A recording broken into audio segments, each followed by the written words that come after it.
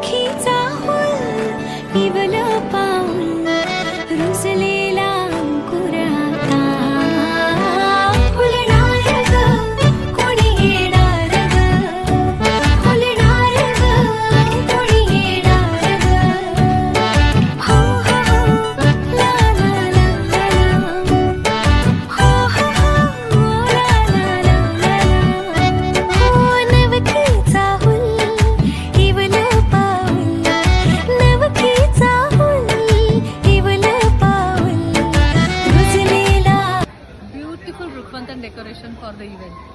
खूपच सुंदर होतं.